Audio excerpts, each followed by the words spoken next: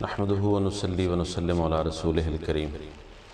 اما بعد اعوذ بالله من الشیطان الرجیم بسم اللہ الرحمن الرحیم بلغ العلا بکمالہ کشف الدجا بجمالہ حسنت جمیع خصالہ صلو علیہ وآلہ الصلاۃ والسلام علیکہ یا سیدی یا رسول اللہ الصلاۃ والسلام علیکہ یا سیدی یا حبیب اللہ الصلاۃ والسلام علیکہ یا خاتم النبیین وعلی آلکہ واصحابکہ یا شفیع المذنبین۔ دوستو، الحمدللہ آج ہم نے ایک سلسلہ شروع کیا ہے دین کو سیکھنے اور سکھانے کا، جس میں محرم الحرام کی یہ یوم عاشور جا رہے ہیں، پہلا عشرہ جا رہا ہے، اور ہم سب جانتے ہیں کہ اس کو امام علی مقام سید الشہداء مظلوم کربلا راکب دوش مصطفیٰ سیدنا امام حسین رضی اللہ تعالیٰ عنہ کی شہادت کے ساتھ نسبت ہے۔ تو کربلا کے اندر جو واقعہ پیش ہوا، جو رونما ہوا، ہم یہ چاہتے ہیں کہ دوستوں کے سامنے اصل حقائق جو ہیں وہ آسان اور بالکل ہی صحیح انداز میں پہنچنے چاہیے۔ کربلا کا جو پس منظر ہے، پہلے ہم اس کو انشاءاللہ عرض کریں گے، اور اس پس منظر کے بعد انشاءاللہ جو کربلا کے اندر واقعات ہوئے، پھر کربلا کے بعد کوفہ میں، دمشق میں جو کچھ ہوا، پھر اس کے بعد وہاں سے دمشق سے جو آل رسول کی واپسی مدینہ شریف تک ہوئی، اور اس کے بعد کافی یہ دوستوں کے ذہن میں سوال ابھرتا ہے کہ جی وہاں پر جو امام علی مقام کے خلاف جنہوں نے جنگ لڑی، تو وہ تو دنیا میں آسانی کے ساتھ رہے، ان کے ساتھ تو کچھ بھی نہیں ہوا، تو ہم کوشش کریں گے کہ ان میں سے کچھ جو بدبخت اس جنگ میں شامل تھے تو ان کا بھی انجام آپ تک پہنچانے کی کوشش کریں، تاکہ یہ بات واضح ہو جائے کہ اللہ تعالیٰ اپنے محبوب بندوں کے دشمنوں کو نہ تو دنیا میں چھوڑتا ہے اور نہ ہی آخرت میں۔ تو سب سے پہلے یہ بات شروع کہاں سے ہوئی؟ یہ حضرت معاویہ رضی اللہ تعالیٰ عنہ، ان سے ہم اس بات کو شروع کرتے ہیں۔ تقریباً 40 سال مسلسل حضرت معاویہ رضی اللہ تعالیٰ عنہ دمشق کے اندر آپ امیر رہے ہیں۔ پہلے جو 20 سال تھے حضرت عمر رضی اللہ تعالیٰ عنہ کے زمانے اور حضرت عثمان غنی رضی اللہ تعالیٰ عنہ کے زمانہ میں یہ دمشق کے گورنر تھے۔ اس کے بعد جب حضرت عثمان غنی رضی اللہ تعالیٰ عنہ کی شہادت کا واقعہ رونما ہوا، پھر خلیفہ بنے حضرت مولا کائنات علی المرتضیٰ کرم اللہ وجہ الکریم، تو ان کے ساتھ حضرت معاویہ کی جو لڑائی جنگیں وغیرہ ہوئی ان کو ہم نہیں ذکر کرتے، ہمارا مقصد صرف واقعہ کربلا کو بیان کرنا ہے۔ تو اس کے بعد حضرت علی المرتضیٰ رضی اللہ تعالیٰ عنہ کی شہادت کے بعد 5ویں خلیفہ راشد حضرت امام حسن رضی اللہ تعالیٰ عنہ بنے، اور وہ 6 ماہ خلیفہ بنے۔ خلیفۃ الرسول تھے، وہ امیر المومنین تھے،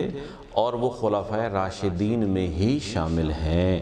ان کے اگر 6 سال اور 6 ماہ نکال لیے جائیں تو جو حدیث مبارک بڑی مشہور ہے کہ میرے بعد حضور نے فرمایا، اس کا مفہوم میں عرض کر رہا ہوں کہ 30 سال تقریباً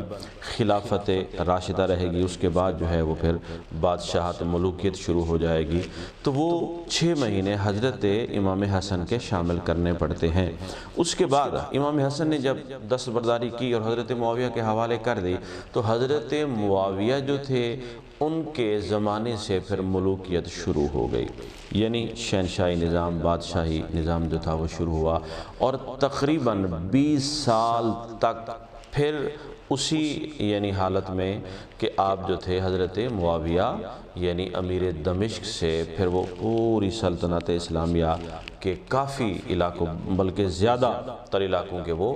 امیر بنے۔ تو یہ سن 60 ہجری کی بات ہے، رجب کا مہینہ تھا، اور دمشق کے اندر ہی حضرت معاویہ بن ابو سفیان رضی اللہ تعالیٰ عنہما دونوں صحابی ہیں، اور ان کا وصال ہوا لقوے کی حالت میں، رجب کا مہینہ تھا، اور ان کی وصیت کے مطابق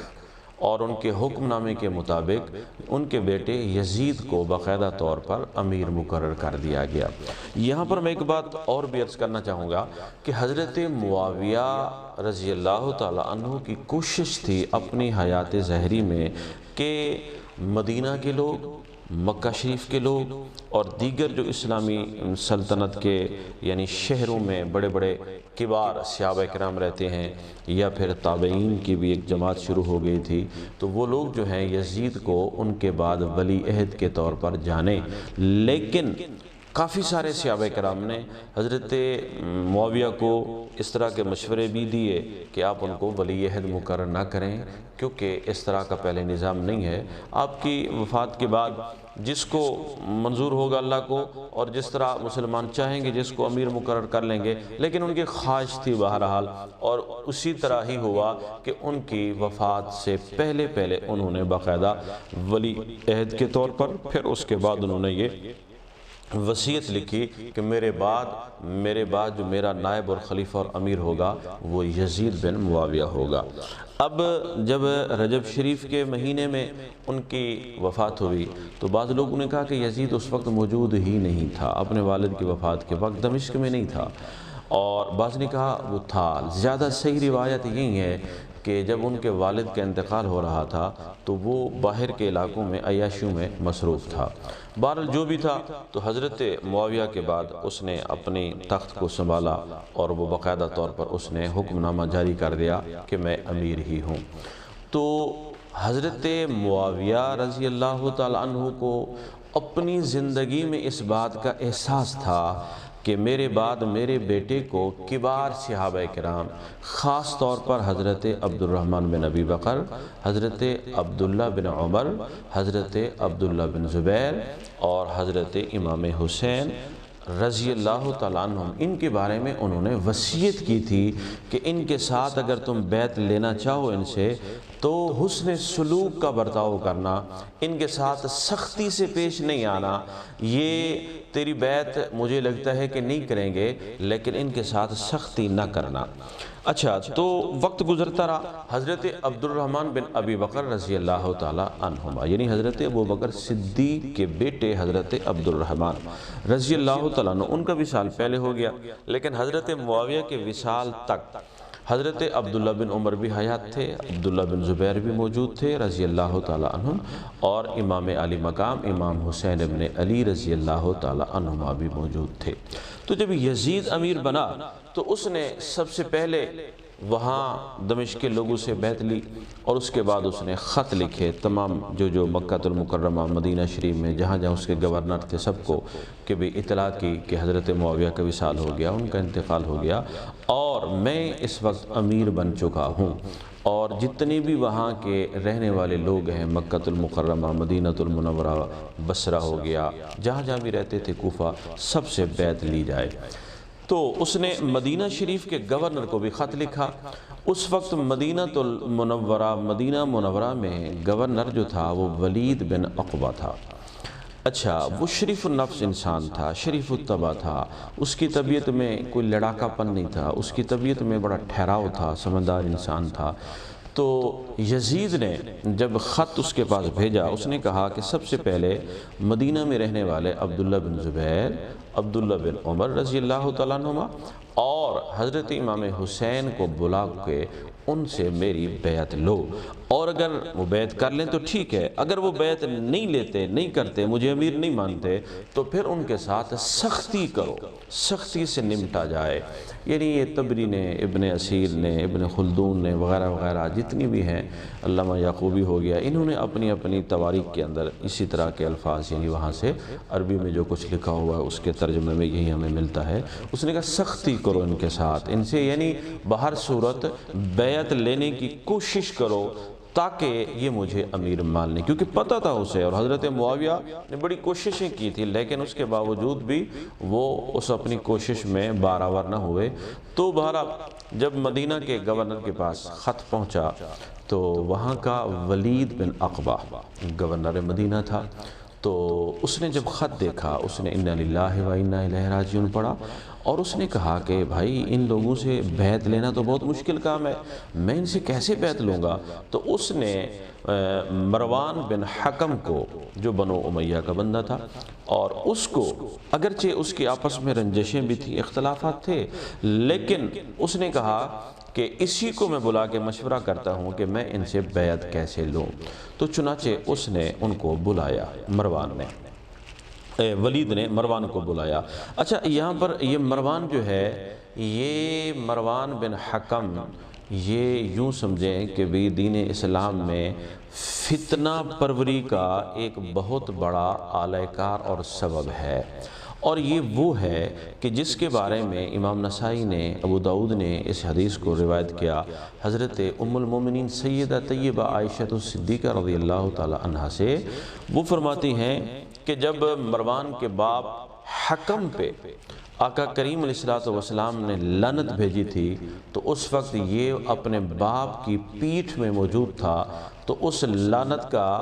یہ بھی مستحق ہوا، اور حضور کی بھیجی ہوئی لعنت اس پہ بھی پڑی۔ اور جب یہ پیدا ہوا اور آقا کریم علیہ السلام کی بارگاہ میں پیش کیا گیا کہ حضور اس کے منہ میں جو ہے نا آپ لعاب دہن ڈالیں، اور یعنی کہ کوئی کھجور، حضور کی عادت مبارکہ تھی، اور مدینہ شریف کے صحابہ سارے اپنے بچوں کو حضور کی بارگاہ میں پیش کرتے تھے، تو گھٹی کے لیے، جس کو ہم اپنی زبان میں تحنیک اور گھٹی کہتے ہیں، اس گھٹی کے لیے، تو حضور نے فرمایا کہ یہ تو گرگٹ کا بیٹا گرگٹ ہے۔ اس وقت حضور نے اس مروان کو کہا، اب اس کا پس منظر کیونکہ بتانا ضروری تھا، تو اس مروان کو ولید نے بلایا۔ اب ولید نے اسے کہا کہ بھائی حضرت معاویہ کا انتقال ہو گیا، اور یہ میرے سامنے خط پڑا ہوا ہے، اس خط میں دیکھو، وہ کہتا ہے کہ عبداللہ بن زبیر، عبداللہ بن عمر اور حسین بن علی رضی اللہ تعالیٰ عنہم سے بیعت لو۔ اب تم کیا کہتے ہو، میں کس طرح بیعت لوں، میں کیا کروں؟ تو جب اس نے مشورہ کیا، ظاہر ہے یہ تو شیطان تھا، اہل بیت کا مخالف تھا، اور اس کی اگر میں آپ کو ڈیٹیل بتاؤں، تفصیل میں جائیں کہ یہ کتنا اس کے دل میں بغض رسول اور بغض اہل بیت تھا، تو یہ بہت سارا طویل سلسلہ ہو جائے گا، کسی اور نشست میں انشاءاللہ اللہ نے چاہا تو اس کا بھی ذکر آ جائے گا، تاکہ واضح ہو جائے گا کہ یہ واقعی یعنی یہ فتنہ پرور انسان تھا۔ اس نے ولید کو کہا کہ دیکھو، فوراً پہلی فرصت میں ان کو تم اپنے پاس بلاؤ، اگر وہ بیعت کر لیں تو ٹھیک ہے، اگر بیعت نہ کریں تو ان کو اسی جگہ بند کمرے میں قتل کر دو، سر تن سے جدا کر دو، اگر وہ یہاں سے چلے گئے پھر تیرے قابو کبھی نہیں آنے والے، یہ ہرگز ان کو مہلت نہ دو۔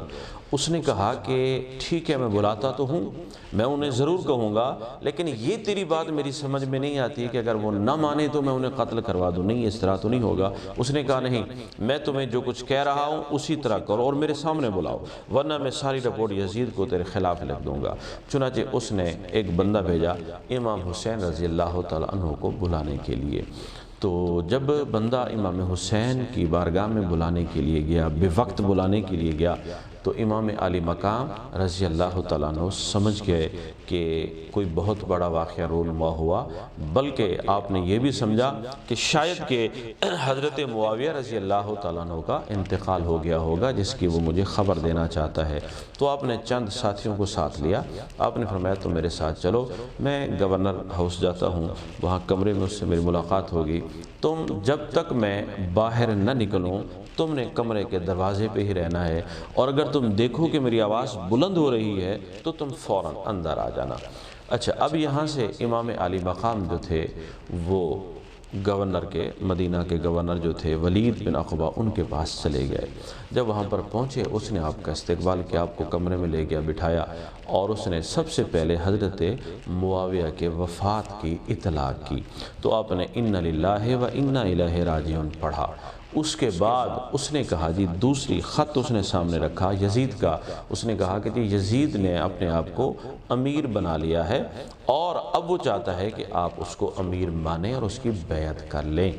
تو حضرت امام علی مقام رضی اللہ تعالیٰ عنہ نے فرمایا، ولید تم کیسی باتیں کر رہے ہو، میں اکیلے اس کی کیسی بیعت کروں گا، میں تو ہرگز اس کی بیعت کے روادار نہیں، میں تو اس کی بیعت نہیں کرنے والا۔ اس نے کہا جی اس کا حکم ہے، آپ نے فرمایا اگرچہ اس کا حکم ہے لیکن میں اس کی بیعت ہرگز نہیں کروں گا۔ اور اس نے کہا کہ نہیں جی آپ بیعت کریں۔ آپ نے فرمایا دیکھو میں بیعت نہیں کرنے والا، پہلے تو مدینہ شریف کے جو صحابہ رہنے والے ہیں دوسرے لوگ ان میں تم یہ بات پہنچاؤ، جو ان کا فیصلہ ہوگا میں اس کے بعد اپنا فیصلہ میں بھی کر لوں گا۔ تو وہاں سے حضرت امام علی مقام یہ کہہ کے روانہ ہوئے۔ جب روانہ ہونے لگے تو وہاں پر مروان بیٹھا ہوا تھا، تو اس نے کہا ولید ان کو نہ جانے دو، ابھی حسین کا سر تن سے جدا کر دو، اگر یہ یہاں سے نکل گئے تو پھر کبھی تیرے قابو میں آنے والے نہیں ہیں، تم ابھی ان کو اپنے قابو میں کر لو، تمہارے پاس وقت ہے، اگر یہ یہاں سے چلا گیا تو پھر تیرے قابو میں آنے والا نہیں ہے۔ تو امام علی مقام رضی اللہ تعالیٰ عنہ وہاں سے نکل رہے تھے اور آپ نے فرمایا بدبخت تو میرے اوپر قابو پائے گا، تو مجھے قتل کرے گا، تو ایسا ہرگز نہیں کر سکتا۔ اور آپ وہاں سے چلے آئے۔ جب آپ چلے آئے تو مروان نے پھر اسے کہا کہ تو نے بہت قیمتی اور اچھا موقع گنوا دیا ہے، تمہیں امام علی مقام کو گرفتار کر لینا چاہیے تھا اور تا وقت کہ وہ بیعت نہ کریں اس وقت تک انہیں اپنے پاس رکھتا یا پھر ان کو قتل کر دیتا۔ تو ولید نے ایک جملہ کہا، اس نے کہا اے خبیث تو یہ مشورہ دے کے، یعنی ابن رسول کے قتل کا مشورہ مجھے دے کے میری دنیا اور آخرت کو تباہ کرنا چاہتا ہے۔ اللہ کی عزت کی قسم، اللہ کی قسم، اگر پوری روئے زمین کی دولت بھی مجھے دے دی جائے تو پھر بھی میں حسین کے خون سے اپنے ہاتھوں کو کبھی آلودہ نہیں کروں گا، میں حسین کے قتل میں کبھی بھی اپنے آپ کو اس جرم میں شامل نہیں کروں گا، میں سب کچھ قربان کر سکتا ہوں لیکن ابن رسول کو میں کبھی قتل نہیں کرواؤں گا۔ تو اس کے بعد امام علی مقام اپنے گھر چلے گئے۔ یہاں سے انشاءاللہ آگے کا جو ہے وہ اگلی قسط میں ہم آپ کو عرض کریں گے کہ پھر امام علی مقام مدینہ سے مکہ شریف کس طریقے سے پہنچے۔